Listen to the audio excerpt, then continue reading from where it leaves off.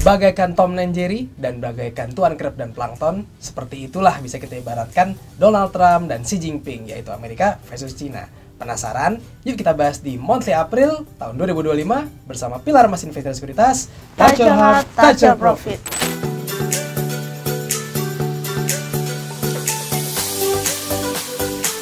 Oke bosku, untuk membahas Monthly April ini mungkin kita awal dari Amerika ya. Nah, untuk membahas Monthly kali ini saya sudah bersama Arinda nih yang biasa membahas Monthly juga. Jadi gimana Rin, boleh langsung dibahas Amerika gimana? Ya, seperti kita tahu di bulan April ini ya, terutama kita kan kemarin habis lebaran nih. Ternyata banyak gonjang-ganjing nih dari Amerika. Kita tahu Donald Trump itu memberlakukan tarif nih buat sekitar 60-an negara nih mitra dagangnya. Iya.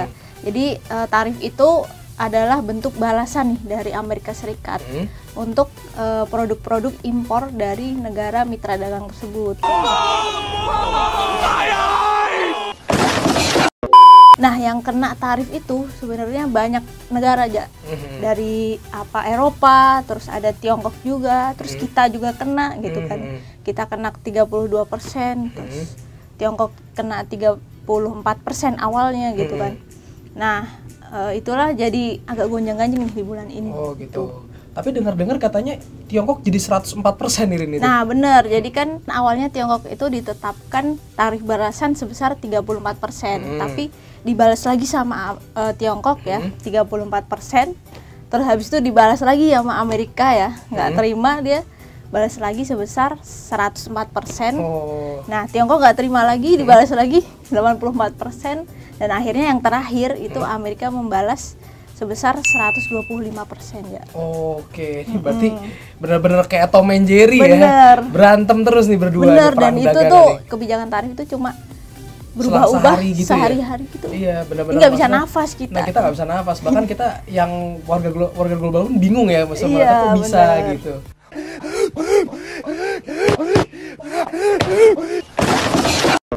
Nah, tarif ini berlaku di tanggal 9 April aja. Jadi kemarin. Nah, terus untuk tarif balasan ke Amerika dari Tiongkok itu berlaku di tanggal 10 April. Nah, tapi nih kalau dari kita sendiri, kita nilai kebijakan tarif ini sebenarnya sebagai senjata makan tuan buat Amerika Serikat. Iya, betul. Karena kan kalau kita tahu sebenarnya Amerika juga banyak impor dari Cina juga kan sebenarnya. Bener.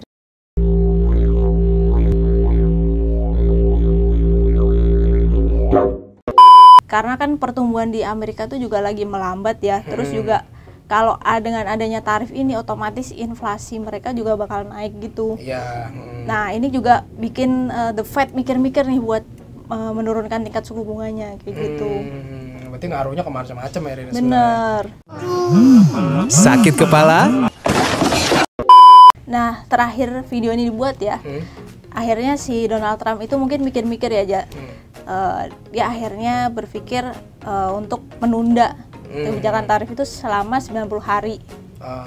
Jadi tadinya awalnya 9 April ya harusnya, tapi nggak jadi diundur lagi. Cuma kecuali Tiongkok. Jadi Tiongkok tetap kena. Astaga. Iya. Segitu bencinya gitu. Segitu bencinya ya.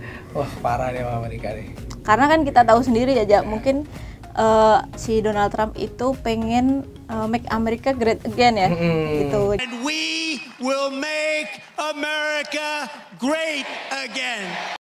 Jadi karena kan Tiongkok ini kita tahu sendiri, kita kalau pakai barang-barang kan sekarang kebanyakan made in Tiongkok, made in China gitu. Jadi mungkin Amerika juga bakal mikir-mikir, masa pengaruhnya di dunia kok mulai berkurang nih dengan adanya Cina. Oke. Berarti bisa dibilang Amerika nih agak iri juga ya sebenarnya sama Tiongkok nih. Iri, bilang bos. Hai. Oke Rin, setelah kita membahas kekisruhan dari Amerika dan Tiongkok nih, Eropa gimana Rin? Apakah terpengaruh juga? Iya pasti ya. Kan kita tahu sendiri ya mobil-mobil di Amerika gitu kan, terutama mobil mewahnya kan banyak kan dari Eropa ya.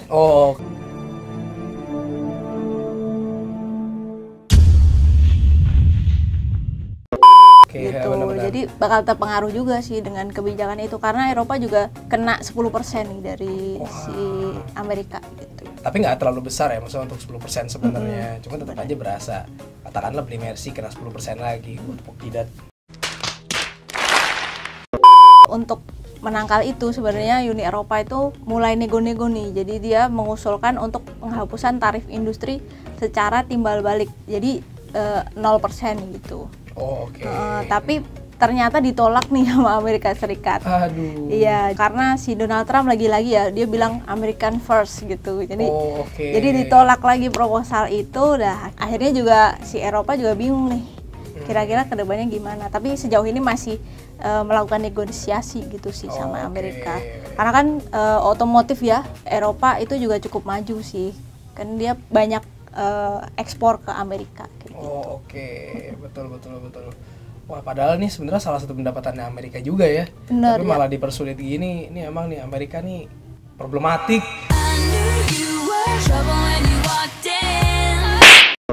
Oke Rin, itu kan kalau soal isunya ya tadi ya. Kalau dari sisi makronya gimana Rin? Kalau di sisi makro itu inflasi Eropa masih menurun terus ya. Gitu. Jadi Bank Sentral Eropa itu juga tetap mempertahankan suku bunganya di level yang rendah untuk meningkatkan daya beli di dalam negerinya. Gitu. Berarti pemerintah Eropa tetap nih maunya meskipun lagi krisis tapi daya beli tetap terjaga, masih bisa beli macam-macam ya. Jas kelas. Oke Rin, sekarang kita memasuki Asia nih Rin. Nah mungkin kita mulai dari yang paling bermasalah dulu nih. Entah bermasalah atau kena masalah, ya intinya dua-duanya kusut lah ya. Nyakitin semua. Jadi kita mulai dari Tiongkok dulu nih Rin. Jadi gimana Rin ke Tiongkok nih? Ya kan dengan adanya kebijakan tarif dari Donald Trump tadi ya yang sebesar 125%. Ya itu juga bikin sebenarnya Tiongkok juga agak-agak sulit ya gitu kan. Pasti. Iya, pasti ada pelemahan pertumbuhan perekonomian di tahun ini gitu. Cuma kalau dilihat-lihat sih sepertinya dia punya banyak cara gitu. W, X, Y, Z, Plan Z, here it is! Yang mana kita tahu Tiongkok itu kan udah mulai melebarkan sayapnya ya di berbagai negara gitu. Jadi kayak membangun pabrik-pabrik di negara-negara kayak di Vietnam lah, di Indonesia lah. Jadi kayaknya kalau dibilang dia deg-degan sih nggak sedikit terlalu, ya, iya mungkin sedikit itu. Karena mereka juga sebenarnya udah bangun-bangun ekosistem sendiri mereka sendiri aja. Bahkan di Indonesia juga kayak bisa dirasakan mobil listrik banyak kan dari Tiongkok dan segala macam gitu. Jadi misal produk Tiongkok gitu kan diproduksi misalnya ke Indonesia, terus di ekspor ke Amerika kan juga bisa gitu. Jadi kena tarif yang lebih rendah ya sebenarnya. Akal-akalan tukang ini. Lu bisa aja. Jadi makanya Donald Trump itu memberlakukan tarif kan awalnya dibilang untuk Tiongkok aja gitu kan. Tapi ternyata untuk 60 negara tadi gitu. Karena ya mungkin itu tadi. Dia berpikir bahwa sebenarnya Tiongkok juga rekanan sama negara lain gitu ya Bener. dan bisa dimintain tolong. Bener. Gitu. Aku berlutut tidak akan. Oke Rin, itu kan dari sisi permasalahan Rin. Nah kalau dari makronya gimana Rin? Nah, kalau dari sisi makro, data perdagangan di Tiongkok ini diperkirakan akan melemah nih di kuartal 2 tahun ini kan. Tadi ada tarif gitu ya, gitu. Nah, terus juga PDB di tahun ini outlook-nya jadi menurun nih. Dari perkiraan 5% jadi 4,8% di tahun ini. Oh, lumayan juga turunnya ya. Iya, cuma ya so-so lah gitu. Mau ngomong apa juga tetap aja apes. Nah, karena ada tarif dari Trump tadi, Bank Sentral Cina itu juga cukup berhati-hati nih dalam memangkas tingkat suku bunganya secara agresif ya. Untuk menjaga stabilitas yuan di tengah tekanan devaluasi dari arus keluar modal gitu ya. Bener juga ya. Oke Rin, selanjutnya di negara Asia kita akan ke Jepang nih Rin. Nah kira-kira Jepang nih yang merupakan produsen mobil kamera handphone juga ada beberapa ya kan. Nah ini kira-kira terpengaruh juga nggak Rin? Terpengaruh pasti gitu. Tapi kan tadi ada penundaan ya 90 hari. Cuma tetap aja dong, tetap khawatir ya 90 hari berarti 3 bulan dari sekarang gitu kan. Tetap aja was-was. Makanya Jepang ini langsung melakukan negosiasi nih sama Amerika Serikat. Jadi antrian pertama itu adalah Jepang kata Donald Trump.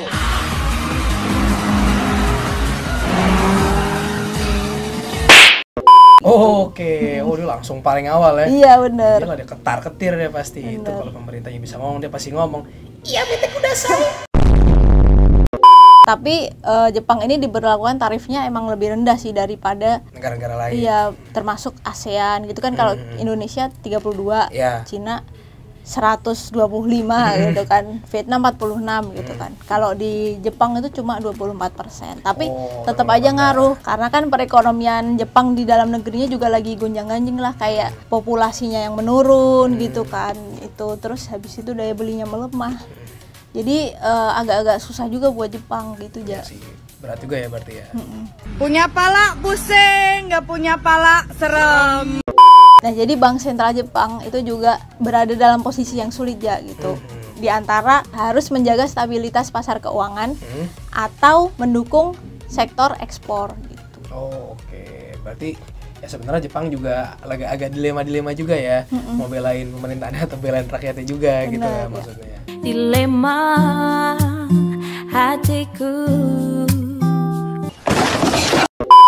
Oke Rin, seperti biasa setelah kita keliling-keliling ya kan, kita balik lagi ke Indonesia nih Rin. Karena Indonesia nih di hari ini tanggal 10 April ini tiba-tiba pasarnya meroket nih, naik 4%. Wah, Bener, keren banget nih. iya. Jadi gimana nih, coba dibahas Rin? Ya, kalau hari ini ya, tanggal 10 itu karena Donald Trump kan menunda tarif 90 hari tadi gitu. Jadi di Amerika di Dow Jones juga naiknya 7%, terus kita naiknya 4%-an, di Asia yang lain juga segitu-segitu Iya. gitu. Kecuali mungkin Tiongkok ya, Iya. naiknya nggak terlalu besar gitu. Karena dia tetap kusut. Garing! Garing! Ya, tapi tetap hati-hati sih karena kan kita tahu sendiri si Donald Trump tuh kadang berubah-ubah gitu. Kayak tarif. Lagi labil ya? Iya, jadi ya tetap berhati-hatilah gitu di bulan ini. Waspadalah. Waspadalah. Nah, jadi untuk IHSG sendiri biasanya kalau di bulan April selama 10 tahun terakhir itu probabilitas pelemahan sebesar 50% ya. Dan rata-rata returnnya itu melemah sekitar minus 0,20% gitu, selama 10 tahun terakhir. Jadi ya kalau dibilang bulan ini gimana ya probabilitasnya lebih banyak ke pelemahan gitu. Pelemahan ya. Berarti harus tetap hati-hati nih bosku nih. Nah, terus juga di bulan ini pemerintah mulai melakukan upaya-upaya nih Ja untuk mengatasi kebijakan tarif Donald Trump tadi gitu. Kita juga harus Buat preventif ya berarti. iya, ya. buat nego-nego lah gitu. Jadi yang pertama kemarin sih Presiden Prabowo itu bilang kalau bakal menurunkan kuota impor gitu. Terus juga akan menurunkan TKDN atau tingkat komponen dalam negeri Ja. Oke. Jadi kan selama ini kita selalu bilang TKDN-nya harus tinggi gitu kan. Karena kan TKDN itu misalnya kita beli laptop gitu. Jadi berapa persennya yang mayoritasnya itu harus dari sini ya, gitu. Nah, itu ntar dikurangin. Jadi harga-harga produk itu bakal diperkirakan menurun. Menurun. Oke. Berarti ini sebagai bentuk pemerintah juga untuk mensupport daya beli kita juga ya. Bener, dan juga buat nego-nego lah ke Amerika gitu kan. Kita kan kenanya juga lumayan nih, 32% gitu. Ancur. Sejauh ini sih pemerintah udah ngirim proposal ke Amerika. Cuma kita lihat hasilnya nanti ya, semoga bisa. Tinggal nunggu di ACC. Bener, iya. Tapi kalau kita lihat ini sih bisa jadi kesempatan sih buat Indonesia gitu. Karena kan Cina kan dipatok tarif gede banget gitu. Nah, kemungkinan mungkin produksi bisa dilakukan di Indonesia. Dan kesana lebih murah gitu. Betul, gitu. Nah, untuk sektor yang bakal kena untung nih ya di masa-masa kayak gini itu adalah sektor yang fokusnya ekspor karena kan dolar juga naik ya, kita tahu bahkan sampai 17.000 gitu kan. Bener, jadi itu bisa meningkatkan keuntungan dari ekspor sendiri. Iya, ya, betul. Karena dia dolarnya lebih mahal, jadi keuntungannya lebih banyak ya. Bener. Alamak, duit nih. Nah, semoga sih harapannya ya Ja, dari proposal yang dikirimin pemerintah Indonesia itu segera menghasilkan gitu Ja. Karena kan kita tahu sendiri bahwa meskipun ekspor Indonesia ke Amerika itu cuma 2% aja dari GDP, tapi kan itu kebanyakan berasal dari subsektor kayak pakaian, aksesoris, furnitur gitu Ja. Jadi mereka bakal cukup terdampak gitu. Iya, dan berasa banget ya. Bener, dan bisa mungkin kalau kita pemerintah juga nggak memberi insentif-insentif gitu, itu bisa terjadi PHK massal. Berarti ini sebenarnya juga kalau yang lekuan tunnetra ini bukan hanya tentang negaranya ya, tapi tentang pelaku industrinya juga. Bener, gitu. iya. Nah, ya berdasarkan teknikal ya seperti biasa nih, IHSG di bulan April ini akan melemah. Oh gitu. Dan bakal bergerak di level 5.950 sampai 6.400 ya. Oke, berarti lumayan juga nih ya range-nya, nggak terlalu tinggi kayak bulan lalu nih. Bener. Di Bosku diharapkan hati-hati nih dalam investasi dulu nih untuk di bulan ini. Pemirsa, cuaca sangat ekstrim. Yang di jalan harap hati-hati, yang di hati kapan jalan-jalan. Oke Bosku, jadi itu dia monthly di bulan April kali ini. Terima kasih sudah menonton sampai habis. Dan pesan kami untuk bulan April ini adalah berhati-hati dalam investasi, karena semua kebijakan baik dari Amerika maupun dari Tiongkok bisa berubah-ubah dan kita pasti akan terpengaruh. Oke Bosku, jangan lupa like, subscribe, dan tonton terus channel Pilar Emas Investasi Sekuritas. Touch your heart, touch your profit. Pioneer Sekuritas Channel di Indonesia.